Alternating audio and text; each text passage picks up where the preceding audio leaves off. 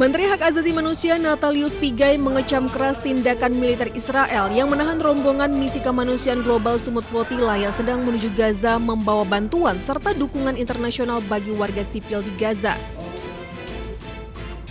Di antara rombongan tersebut terdapat 3 jurnalis asal Indonesia, yaitu Bambang Noroyono, Taudi Badai, dan Andre Prasetyo Nugroho yang sedang menjalankan tugas peliputan. Pigai menegaskan Kementerian Luar Negeri telah menyampaikan kecaman resmi dan telah berkoordinasi melalui jalur diplomasi internasional. Hal ini disampaikan Menteri Pigai usai menghadiri pelatihan jurnalis HAM di Bandung, Jawa Barat. Kami sudah sampaikan melalui Kementerian Luar Negeri sudah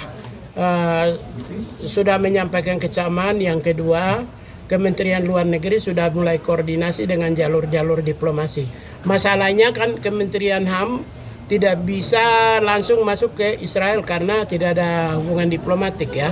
Kalau ada negara yang memiliki hubungan diplomatik baru terjadi peristiwa itu di wilayahnya, mungkin kami sudah lakukan dengan berbagai instrumen yang ada. Tapi kita menggunakan mekanisme internasional untuk melakukan perlindungan terhadap warga negara kita. Kami kerjasama dengan Kementerian Luar Negeri untuk di mana Kementerian Luar Negeri berada di frontliner untuk menggerakkan instrumen internasional dan sudah jalan. Pemerintah saat ini tetap menggunakan berbagai instrumen dan mekanisme internasional untuk memberikan perlindungan kepada warga negara Indonesia.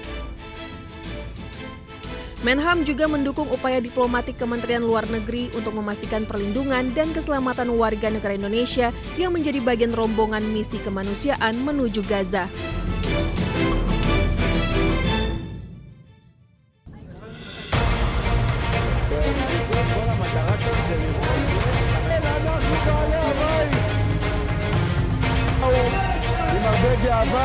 Cara Menteri Keamanan Nasional Israel Itamar Ben-Gvir dalam memperlakukan aktivis misi kemanusiaan Gaza dikecam dunia. Dalam rekaman video, tangan 431 aktivis ini diikat. Bahkan Israel menyebut mereka sebagai teroris dan akan ditahan di penjara khusus teroris. Ratusan aktivis mengalami dugaan kekerasan fisik, psikologis hingga perlakuan tidak manusiawi pasca diculik Israel. Menteri Keamanan Nasional Israel Itamar Ben-Gvir memantau langsung penahanan aktivis bersorak hingga mengibarkan bendera Israel dan mengintimidasi para aktivis dengan ancaman. הם באו עם הרבה גאווה כגיבורים גדולים. תראי איך הם נראים עכשיו, תסתכלי. תראי איך הם נראים עכשיו. לא גיבורים ולא כלום, תומכי טרור. ואני אומר לראש הממשלה נתניהו, תן לי אותם לעוד הרבה זמן. תן לנו אותם בבתי הכלא של המחבלים, ככה זה צריך להיראות. שומעים את התקווה.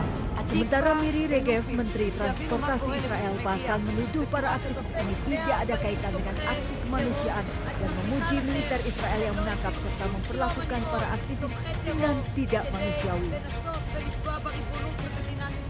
ללוחמות וללוחמים של חיל הים, למפקד חיל הים, שעשו עבודה מצוינת בהשתלטות בלב ים, כמובן למשטרת ישראל, לשוטרות, לשוטרים, לשירות בתי הסוהר, שעושים כאן עבודה מצוינת, קולטים כאן את תומכי הטרור ומביאים אותם למקומות שהם צריכים להיות שם, במתקני הכליאה. Di antara ratusan aktivis yang mendapat perlakuan tak manusiawi ini juga terdapat saudara perempuan Presiden Irlandia Catherine Connolly dan 9 WNI. Why are you shooting? Why are you shooting? Why? Hey!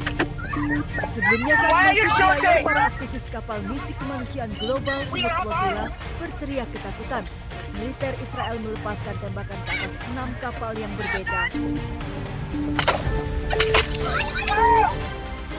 Setelah menyergap kapal, tentara Israel juga menculik sejumlah penumpang yang menyita kapal. Dalam siaran langsung di media sosial yang dilakukan penumpang kapal, tentara Israel dengan sengaja menabrak kapal TSF dan menggunakan tembakan meriam air.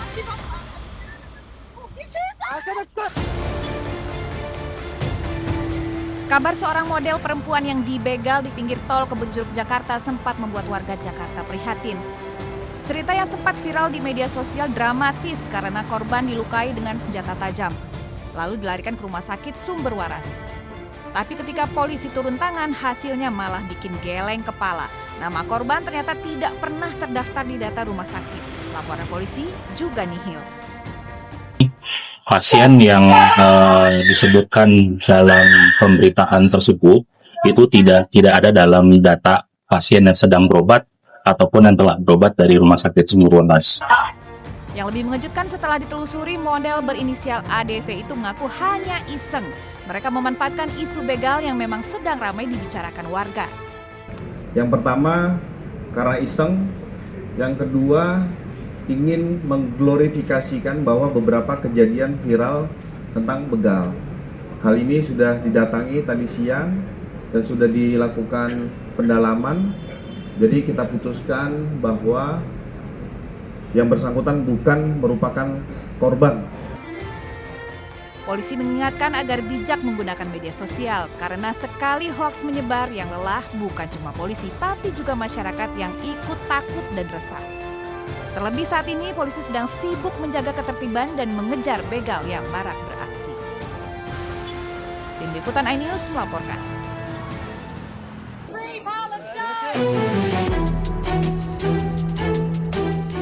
Sejumlah aktivis mengalami kekerasan fisik, psikologis hingga perlakuan tidak manusiawi pasca diculik oleh pasukan Zionis Israel.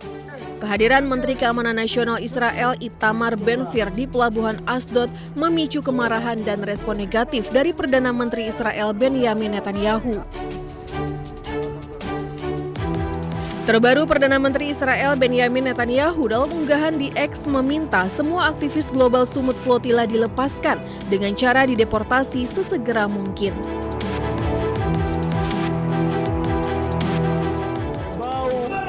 עם הרבה גאווה, כגיבורים גדולים. תראי איך הם נראים עכשיו, תסתכלי. Kebijakan penahanan aktivis kemanusiaan Gaza oleh otoritas Israel memicu gelombang kecaman internasional yang meluas.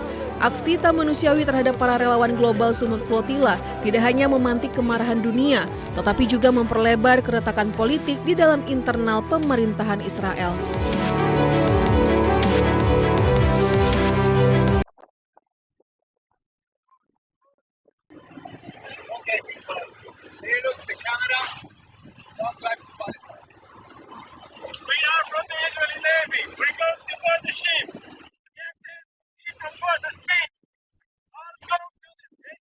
Zionis Israel mengkonfirmasi bahwa 430 aktivis di atas kapal bantuan Global Summit Flotilla yang menuju Gaza dibawa ke Israel. 87 aktivis dilaporkan mogok makan, memprotes atas penahanan mereka dan menunjukkan solidaritas dengan tahanan Palestina di penjara Israel.